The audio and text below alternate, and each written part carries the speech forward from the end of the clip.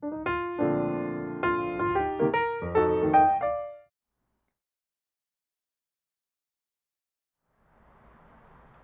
시간 글루카곤에 의한 포도당 신생 합성 증가에 대해 가지고 이야기를 나눴고요.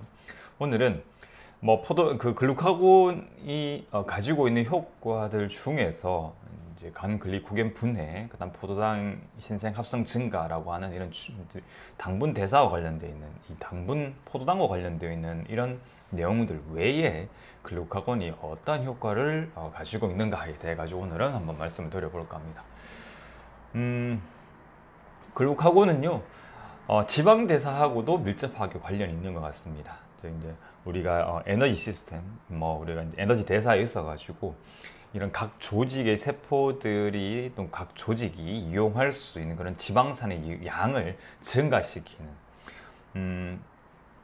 왜 글루카곤을 혈당 호르몬이라고 이 말씀을 드렸잖아요. 혈당도 올리지만 그 다음에 그와 함께 이제 각 조직이 사용할 수 있는 지방산의 양도 올려주는 그런 어떤 역할을 하게 됩니다. 그래서 이제 지방세포의 라이페이스, 리파제라고 예전에 저도 학교 다닐 때 그렇게 배웠거든요. 그 리파제, 라이페이스의 활성화를 통해 가지고 지방에서 지방산으로, 지금 옆에 그림을 보시면 우리가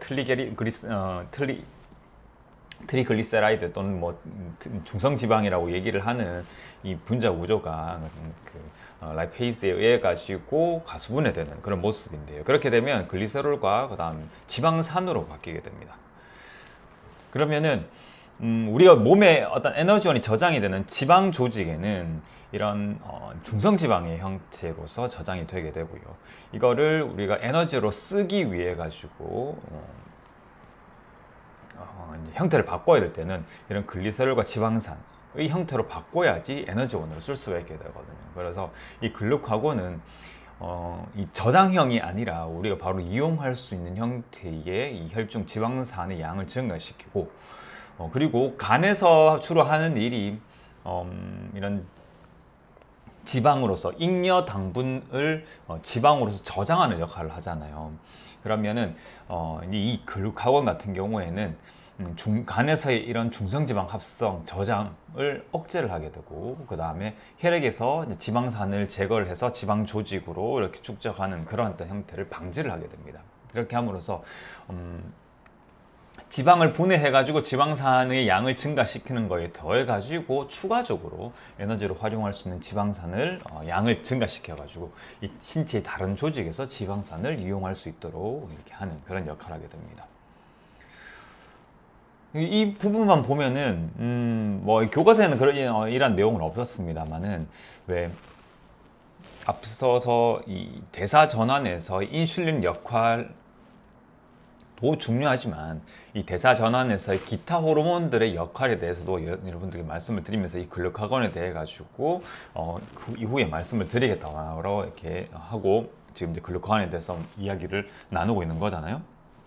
그러면 이 글루카곤은 인슐린과 또 다른 형태로서 우리 몸에서 포도당을 혈중 농도, 혈중에 있는 포도당 농도로도 이렇게 포도당 올림과 동시에 지방도 녹여내 가지고 빨리빨리 에너지원으로 활용할 수 있는 그런 여건을 만드는 그런 호르몬인 것 같거든요. 그러면은 우리가 체지방을 줄여가거나 아니면 비만을 개선한다든지, 그 다음에 전체적으로 지방 대사를 유지하면서 우리 몸이 체내에 저장되어 있는 지방을 에너지로 쓸 수 있도록 만드는 데 있어 가지고는 인슐린만큼이나 글루카곤도 큰 역할을 하게 된다는 겁니다. 즉 우리가 당분 섭취를 제한을 하고, 그래서 지방 대사를 통해 가지고 에너지원으로 공급을 지방산을 통해서 이제 에너지 대사를 이루어가는 과정에서 이 글루카곤의 역할이 상당히 중요하지 않나라는 게 제 개인적인 생각이거든요. 사실 이러한 글루카곤의 효과들은 지난 시간까지 앞서서 말씀드렸던 이런 포도당 대사에 관련된 이런 효과에 대해서만 교과서적으로 이렇게 좀 강조를 하고 있고, 오늘 이 드리는 어떤 이런 내용들, 이런 효과들은 사실 교과서적으로 별로 중요하지 않다라고 이렇게 얘기를 하는 그런 문장이 있어요. 상대적으로 좀 덜 중요하다라고 이렇게 얘기를 하더라고요. 그런데 상대적으로 덜 중요하다라는 것이지 이러한 효과가 우리 몸에 필요 없다, 또는 생명 활동을 하는 데 있어 아주 중요하지 않다라는 그런 얘기는 아닌 것 같거든요. 그래서 이 글루카곤 역시도 포도당 대사와 지방 대사 사이에 어떤 이제 비염 한방내과 이런 대사 전환 또는 이런 치료 과정에서 아주 중요한 역할을 할 것이다라는 그런 어떤 생각을 해봅니다. 그래서 이러한 글루카곤이 가지고 있는 당분 대사뿐만 아니라 이런 지방산의 어떤 혈중 농도를 증가시켜서 각 조직에서 지방산을 에너지원으로 쓸 수 있게끔 그런 여건을 만든다라는 것, 이러한 효과도 우리가 충분히 알고 있으면 우리 몸을 사용을 하거나 아니면 대사 전환을 여러분들 스스로가 당분 대사와 지방 대사를 왔다 갔다 하는 그런 과정에서 충분히 우리 몸을 이해하는 그런 어떤 발판이 될 수가 있을 것 같습니다.